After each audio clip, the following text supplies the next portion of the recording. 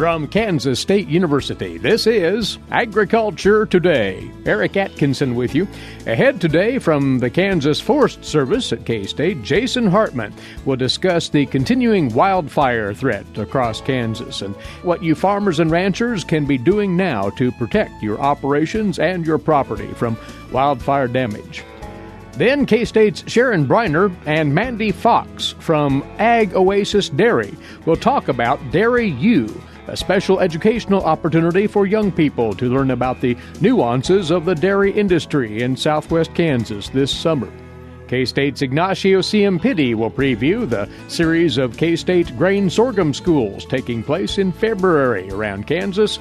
And for this week's horticulture segment, K-State's Dennis Patton talks about midwinter vegetable garden planning here on Agriculture Today.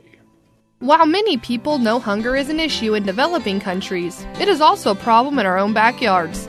In 2010, 1 in 7 Kansans struggled to put adequate food on the table. 2 K-State research and extension programs are tackling this problem. The Family Nutrition Program and Expanded Food and Nutrition Education Program reach thousands of Kansans in more than 70 counties.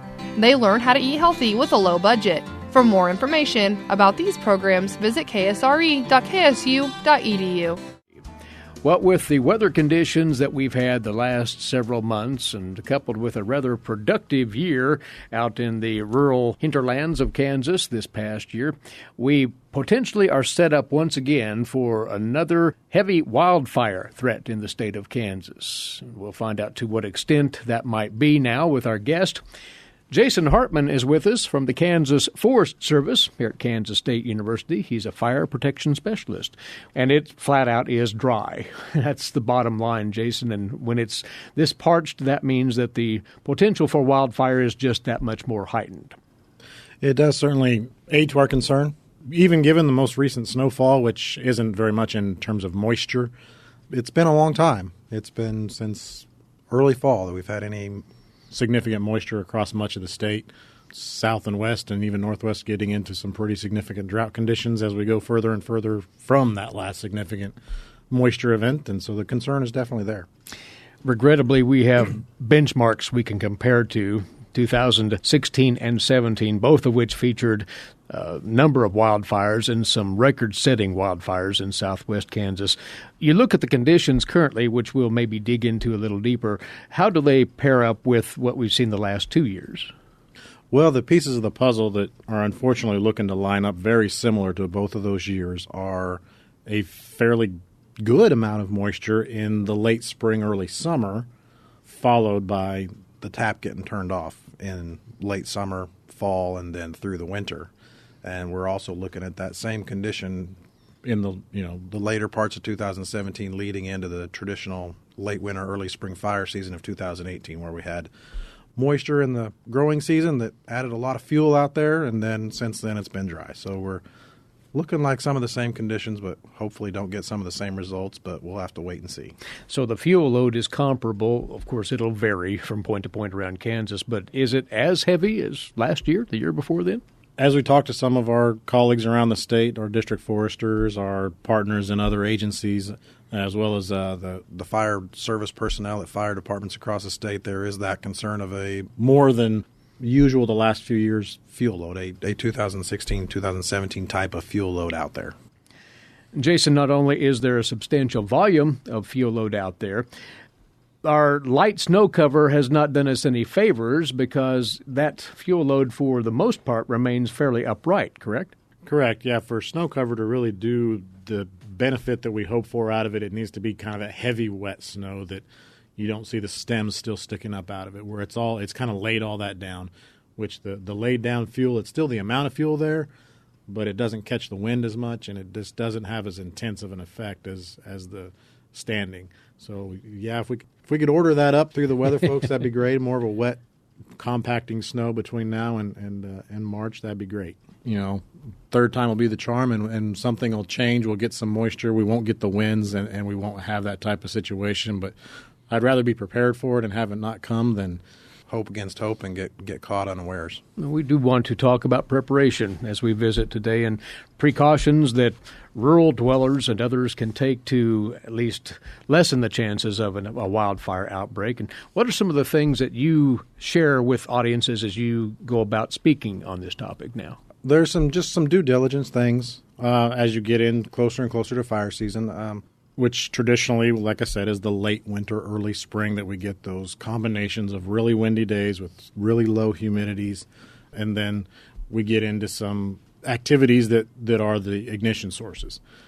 We don't have very many natural ignitions. Most of our ignitions come from some sort of human activity, whether it's maintenance on equipment, fences, prescribed burning that gets out of control, or something like that. Most of our ignitions, unfortunately, do come from some sort of human activity. So keeping good maintenance of equipment and machinery, keeping good watch on if any welding is needed for maintenance purposes, to have it on not a windy day, have water source available, and in preparing for any type of prescribed burning, be very diligent with preparing those fuel breaks, watching the weather, and doing that in a very safe and effective manner.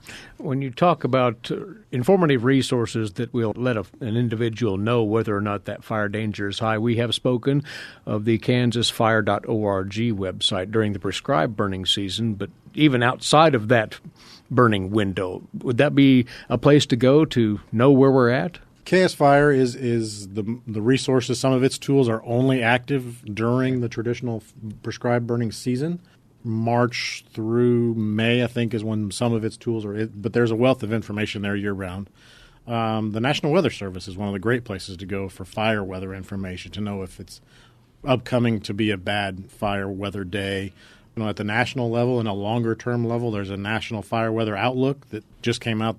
It comes out the first of every month, and we recently had some discussions about that with some other folks here at K-State about how it's setting up to not look very promising for Kansas. So there's a wealth of information out there if folks know where to go to get it.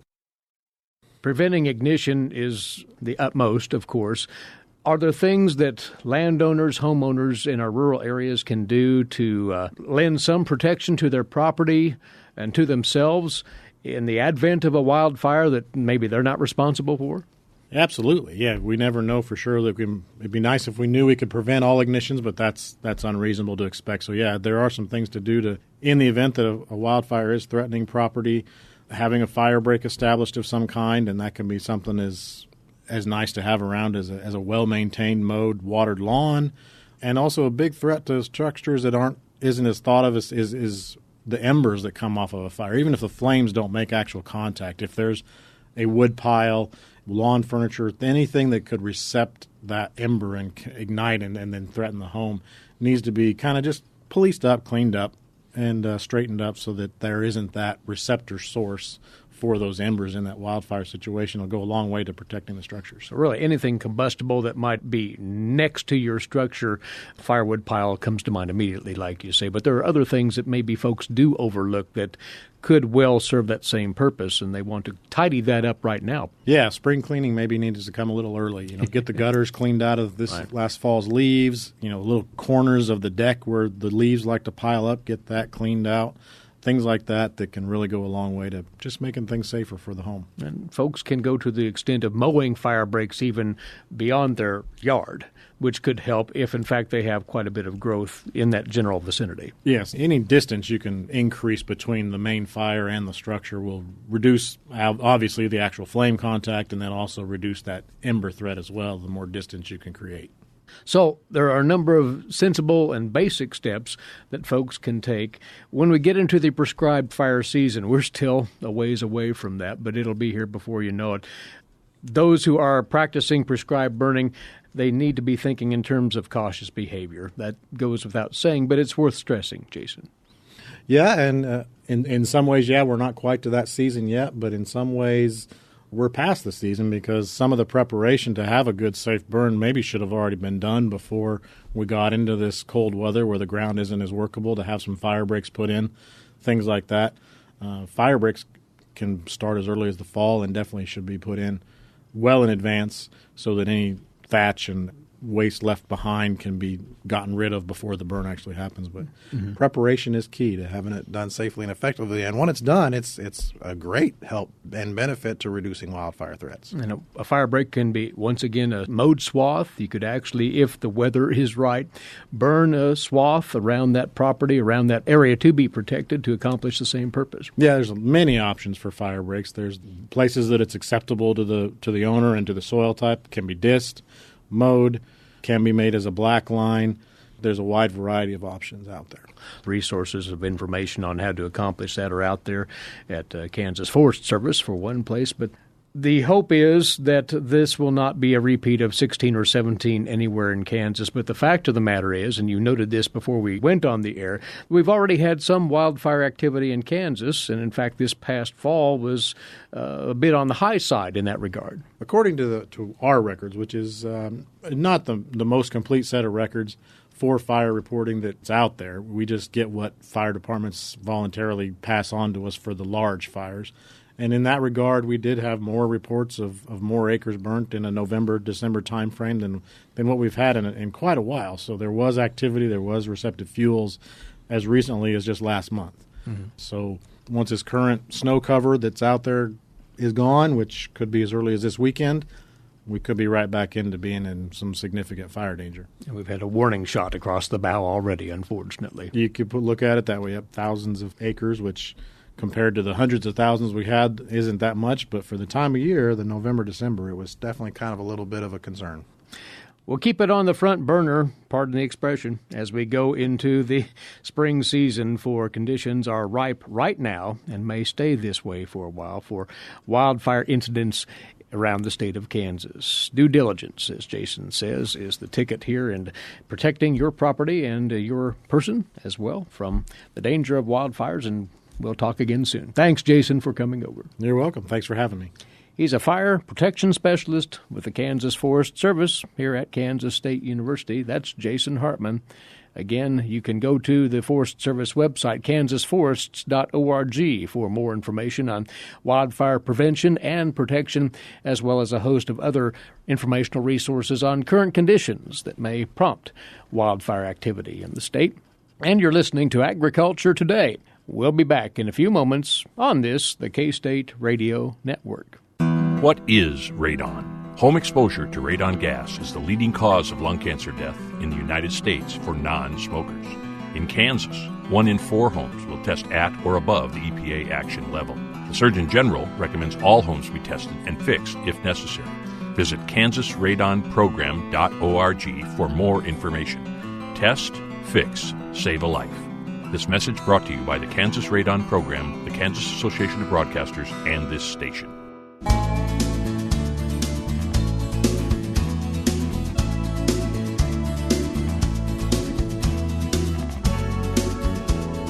Agriculture Today continues now, and on this segment we'll inform you of a unique opportunity for young people here in the state of Kansas to learn directly more about the ever-expanding dairy industry in the state. This is being called Dairy U, and it's co-sponsored by the Animal Sciences and Industry Department here at Kansas State University, along with the dairy industry in Kansas itself. This is coming up in the month of June. To tell us more about what this new initiative is, Sharon Breiner. She's the coordinator of this effort out of Animal Sciences and Industry at K-State, along with Mandy Fox. Mandy is with the Ag Oasis Dairy near Liberal. She's the education and outreach coordinator with that dairy. So, Sharon, what brings this idea to the surface here, allowing young people to have hands-on exposure to the dairy industry? Well, it was really this passionate, interested group of dairy producers in southwest Kansas, Mandy Fox and her folks, who said, we want to offer our students more opportunities. We want to be able to engage more young people in the dairy industry because, as you said, it is expanding, it is growing, and there's so much opportunity there for young people, but they may not realize it until they realize the types of careers that are available, the types of things that are out there for them. And so this is really a great way to connect those two passions and ideas. And Mandy, how do you describe the value of this kind of effort, this outreach to young people? Well, we have the privilege of working in a very progressive industry right now. get the chance to work with a lot of college students as interns, and one of the things that they're always trying to accomplish, or goal they're trying to reach while they're in their college education, is that they think they have to be a veterinarian to be in the dairy industry, and that's not necessarily true. And it isn't just about milking cows. We have careers in nutrition and biology and environmental science and marketing and everything from A to Z. And so the real drive is to expose these younger students to all aspects of the dairy industry in a very short amount of time, and let them know that there are endless opportunities if they choose the right career paths or the right post-secondary education path, that there are endless opportunities available for them. And the dairy sector is looking for that next generation of expertise in these areas then, and that's why you've vested in this particular program. Exactly. Tell about how this is going to work. Sharon, this will be taking place June the 19th through the 22nd, and you're recruiting young people to be part of what? Absolutely. A really immersive program and for our students to come out to Southwest Kansas. We're going to start in Dodge City. They're going to travel over to Garden City, down to Liberal, and then back up to Dodge City. And so really a traveling, immersive experience. Each day they're going to have the opportunity to go see a new dairy, be out in the field, have those hands-on experiences, and really see firsthand what the industry is all about. This will be limited to 10 high school students. And one of the reasons we do that is not exclusivity, but to really provide them with that one-on-one connection and that opportunity for those students to really get a deeper look. When you're on a farm tour and things like that, sometimes information can be lost on the back of the group. So really having this be a small group that's able to really meet with those producers and meet with those leaders in the industry is really important to us. Well, digging a little deeper here, Mandy, your dairy, Ag Oasis, will be one of the host dairies. So specifically, what do you hope to show these young people who do qualify for this particular program? Sure.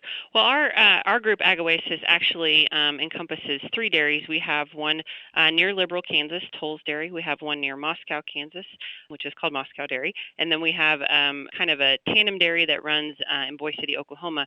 And our group, paired with Royal Farms and Noble Dairy, as well as Forget-Me-Not Farms, each group of dairies is assigned kind of a special topic for those students on each day, whether it be maternity, nutrition, etc. And also we want to emphasize that we have great partners with Allied Industry who are coming in to help support this endeavor, and they'll teach topics like communications and finance. And so it's just going to cover a wide span of topics in those 3 really intense days for those students. So it really is a unique and exciting opportunity, and really a first of its kind, isn't it, Sharon? Yeah, I think so. Definitely to look at a particular species and dive deeper into that industry for us. That is the first time we've been able to have a chance to do that. As you noted, limited space available for this experience. 10 young people will qualify this year. What is the application process, and what do those young people interested need to express in that application? Sure. We are open to students from across the country, so we are looking for high school students that are currently enrolled as of January 1st. We have a 3-phase application. So the first is some basic information and then also some responses to essay questions. The second aspect of that is the student's resume. And then finally, we ask for a reference form to be filled out by someone that is comfortable and knows that student's work well. And really, we're just looking for students that excel in those different areas that it's not necessarily that a student has to have the most of one thing or the most of another, but really those students that have a willingness to learn more about this field and interest and who have been successful in their high school career and are able to convey that through the application. And these young people don't necessarily have to be ultra well-versed in the dairy industry itself, do they? No, I think that's definitely part of what the program will do. I think we just want to find those students who are really interested and are willing to develop that as something that is their passion. Sometimes actually, in the past when we've had interns that have come from smaller family dairies, it kind of even for them, it's an eye-opening experience because, they're used to like 100 cows and we have 4,000 in one place.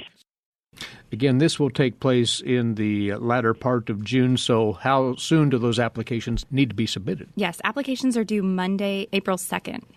So some time left, but again, you want to pull together the information that will be appropriate to this application and allow enough time for that. So we'll tell about where to follow up with that application and more information. But Mandy, one last pitch from you as to why a young person should be part of this, if you would. The dairy industry is constantly evolving. We have great advancements with technology. We have great developments with, environmental, nutrition, veterinary work. And so whatever a student's interest may be, I can almost guarantee we can find a niche within the dairy industry. And we continue to grow, and it's great for the ag economy in Kansas and throughout the country. And so we just really want to expose those students so that they have a glimpse of what they can do later on in their career, and maybe they choose and walk down that path with education or, as they finish out their high school career even. Very good.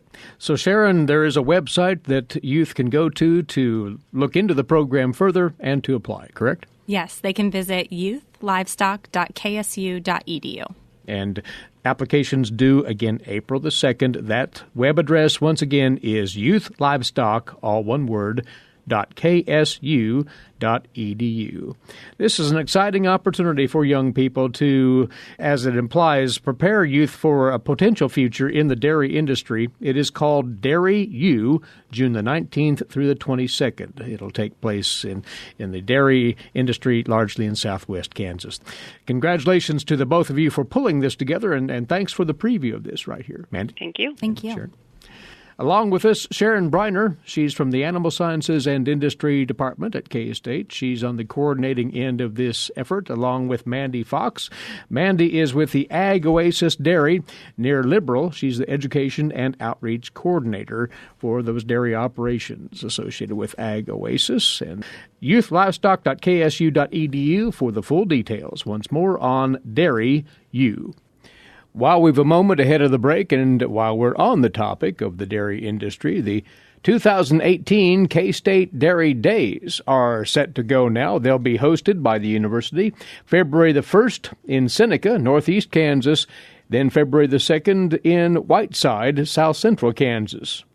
Both of these will begin at 9:45 in the morning, the respective days adjourning around 3 o'clock in the afternoon.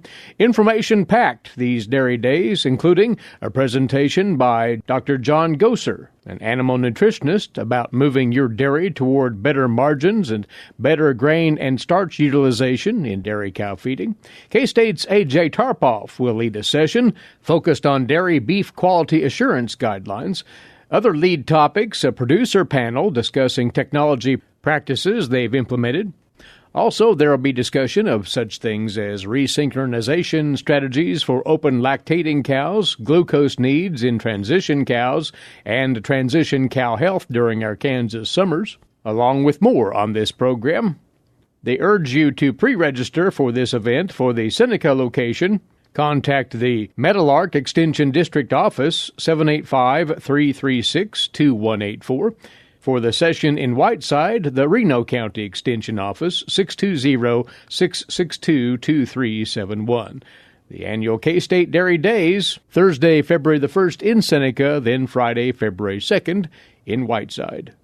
You are tuned to Agriculture Today. After we break away for a few moments, we'll return with that preview of the K-State Grain Sorghum Schools coming up soon, with K-State's Ignacio Ciampitti looking ahead to those. Greg Akagi awaits with this week's Kansas Soybean Update. That'll feature K-State's Doug Shoup on this year's Kansas Soybean Yield Contest winners. And once more, our weekly K-State Horticulture segment is still ahead. So please keep it right here, won't you, on this, the K-State Radio Network.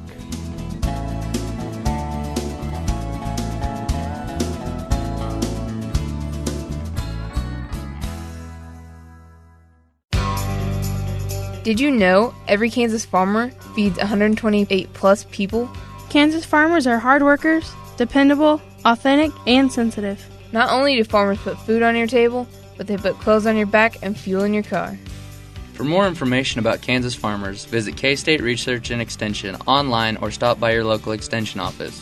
This message has been brought to you by the K-State Animal Sciences Leadership Academy participants.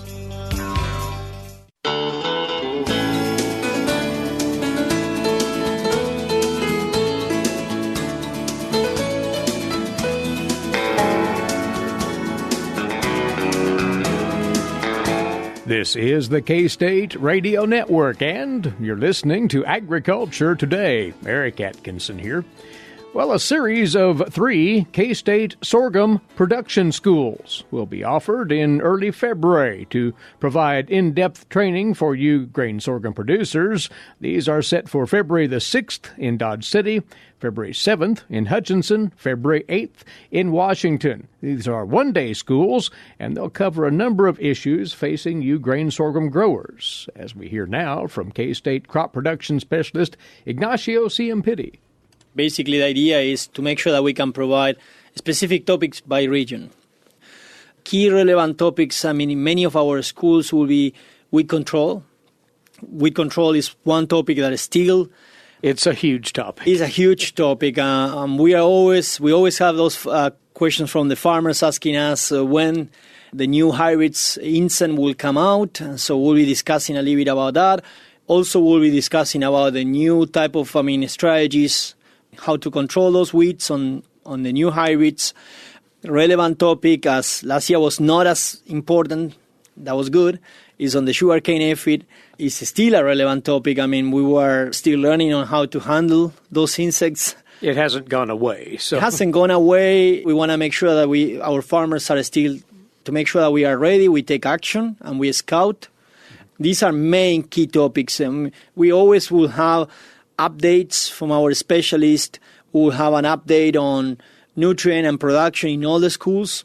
When you go to our school in western Kansas, it will be on February 6th, Dodge City. And then in that school, we basically will be focusing on looking at limited irrigation as a potential option. So we'll have information on that specific topic, insects, the markets and price. Mm-hmm. And then from there, we are moving to what we call more the central part of the state. We are moving to Hutchinson. In that location in Hutchinson, basically we will be also still working on main topics, but with main focus on dryland sorghum, how sorghum is fitting in the rotations, and trying to understand basically how we can help farmers to increase productivity in those sorghum dryland environments.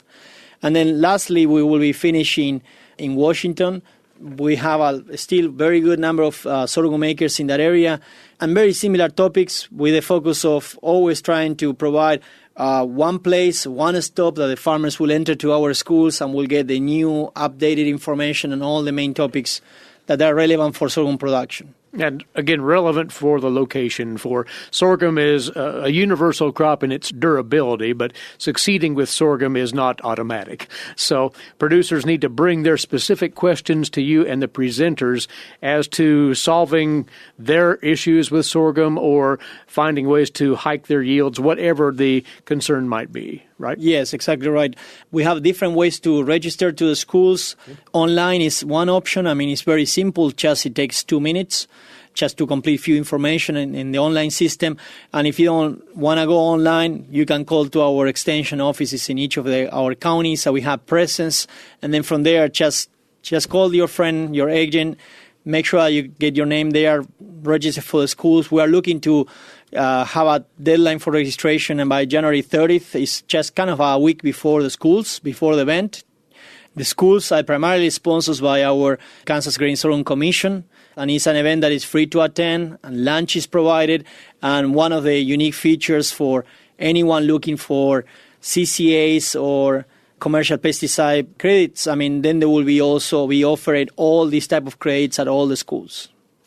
K-State's Ignacio Ciampitti there. Once more, lunch provided courtesy of the Kansas Grain Sorghum Commission. There's no cost to attend, but you are asked to pre-register for one of these no later than January the 31st. You can do so by simply searching online for K-State Sorghum Schools or pre-register by contacting the host extension offices for the location you plan to attend in either Ford, Reno, or Washington counties. Again, the Sorghum Schools, February 6th in Dodge City, February 7th in Hutchinson, and February the 8th in Washington. We hope you can attend one of these producers upcoming in that first part of February. You are tuned to Agriculture Today, and coming your way now, this week's edition of the Kansas Soybean Update. Standing by with that, as always, is Greg Akagi. Greg? Doug Shoup is joining us. He serves as the chair of the Kansas Soybean Yield and Value Contest. And Doug, the 2018 Kansas Soybean Expo, the awards were handed out. How did things go? Oh, fantastic. We're down a little bit on our numbers this year, but that's to be understood. We had record production in the state, but we had a case of the haves and the have-nots. We had really high-yielding spots in Kansas, but we also had some areas that didn't get the rain they needed in the summer and late summer to really make those high yields. So I wasn't too surprised when our numbers were down a little bit for entries. But needless to say, we still had excellent soybean yields to present here at the Expo. We have a number of districts across the state. I think the things to highlight are we do specially recognize the top overall dryland winner, and that actually occurred in northeast Kansas, not in the normal corner, but it was by Kenny Wilson of Atkinson, Kansas. He had a 5-acre contiguous acre plot yield of 93.34 bushels per acre. So he was our overall top dryland winner. Greg, you know that we've been chasing that 100 bushel mark forever, it seems like. We've never recorded a 100 bushel winner in our yield contest, but we finally did that this year. And that was done by Meyer Farms in Sheridan County. This was the irrigated conventional till category. He topped the yield contest, the overall state winner, the only 100 bushel winner in our contest at 100 bushels, 0.67. So he just barely got over the 100 bushel mark, but he sure did it. We're very proud of him and for what he accomplished. And for that award, he actually gets that extra $1,000 that we've been trying to give away to producers, and he finally reached up and snagged it. Can't also forget about the quality contest as well. We have to show producers what their end product is used for, how good of a quality of beans that we can raise in Kansas. We give awards out for the top 3 winners of our quality contest. Third place was Valerie Romine of Barton County. Second place was Chad Romine of Barton County. The top overall winner was Brandon Geiger. He was from Donovan County. He actually won his district, but he also came in with the highest quality bean yields in our quality contest. I think he benefited from some high oil prices this year too, which factored in his overall premium of an extra 97.8 cents a bushel premium that he got on his beans according to the formula that we get for oil and protein. I'm really appreciative of all the things that the Kansas Soybean Commission does for us. They sponsor this contest. They give out the award winners, and congratulations to Meyer Farms for actually hitting that 100 bushel mark. That's Doug Shoup, who serves as the chair of the Kansas Soybean Yield and Value Contest Committee, and he joins us on the Kansas Soybean Update. It's brought to you by the Kansas Soybean Commission. And Greg Akagi with that update. Thanks, Greg. We'll think spring vegetable gardening in our weekly K-State horticulture segment. That's next, here on Agriculture Today. For 25 years, K-State Research and Extension's Kansas Agricultural Mediation Services has been providing a no-cost, confidential place to call in and visit with an agricultural lawyer. Our experts are available to help you producers handle legal and financial issues. Explore your options and generate solutions. Call us at 800-321-3276 or visit us online. Kansas Agricultural Mediation Services.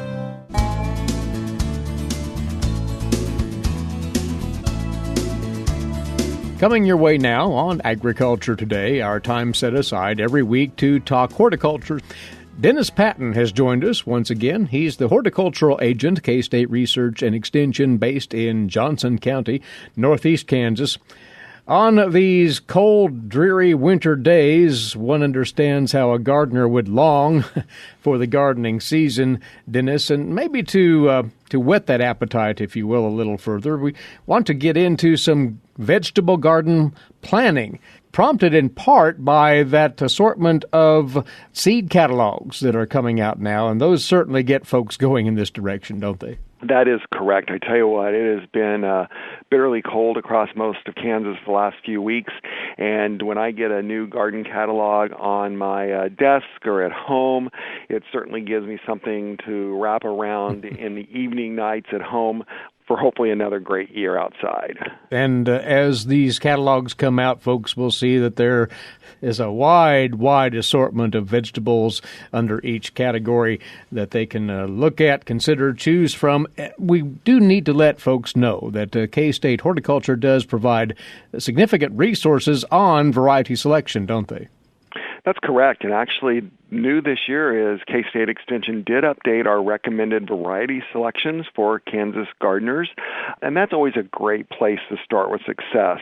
As we all know, Kansas has ever-changing weather patterns and conditions. We don't know whether it's going to be hot, cold, wet, dry, windy, whatever, and all that can happen within a matter of 24, 48 hours. But when it comes to gardening, if we can get those varieties, the backbone of our garden, those varieties that we know consistently perform well year in and year out, that just sets us up for the road of success. But that doesn't mean we can't experiment with something new, different, unusual. But, gardeners, vegetable gardeners, they want to make sure their work's going to be rewarded with fresh fruits and vegetables. So always start with the majority of our crops being those recommended varieties that you can get from that K-State list. That said, because as one thumbs through these catalogs, they may see a variety of this tomato or that onion, whatever it might be, and are enticed by that. But if it's not well adapted to Kansas, they're basically throwing their money away. I have so much admiration for the copywriters that write those 3 or 4 descriptions, because everything's wonderful, juicy, flavorful, performs better than the next. You never pick up a garden catalog and say, this variety of tomato is a dog. It just won't produce. It's better than sliced bread. So that's where that list comes in. But like I said, there's so many, in this day and age, there are so many unique, unusual fruits, vegetables out there that it's always kind of fun, to put something new in and add a little, spice to life with a little bit of variety. So how does one latch onto that information from K-State on the recommended variety selections for Kansas? Well, it's what we've said for years. Just visit your local extension office, and that can be by phone, have it mailed to you. You can drop by, pick it up. Or for most of us, when it's 0 degrees outside, you can just curl up with your computer and probably just in your search engine put, recommended vegetable varieties, Kansas Extension, and boom, it'll probably pop right up in your search box, and you can download it and either print it off, just look at it, and you can start planning away. Sounds like a plan, as a matter of fact. We talk frequently, Dennis, about the value of rotating crops within the garden plot. And so planting location might be fleshed out around this time as well, could it not? That is true. If you look at old good gardening practices, they always say practice crop rotation. But I've got to be honest with you, in this day and age where gardens are not an acre in size, it's a lot more difficult to truly rotate our crops where one's not been grown before. But it's always a good idea. Try to move those crops in about so you're not always putting tomatoes in the same spot year after year, or peppers or potatoes, because those crops do pull out different nutrients, different requirements from the soil, and could also potentially increase insect and diseases going back to the same spot. You got to do what you got to do, but your first goal would be to move it around. But when in doubt, don't give up on gardening. Keep planting and just make sure you practice good gardening practices to keep insects, diseases, weeds, and other things on the down low. And as one's allocating garden space during this planning process, do they not need to think about the actual volume of production that they want to end up with?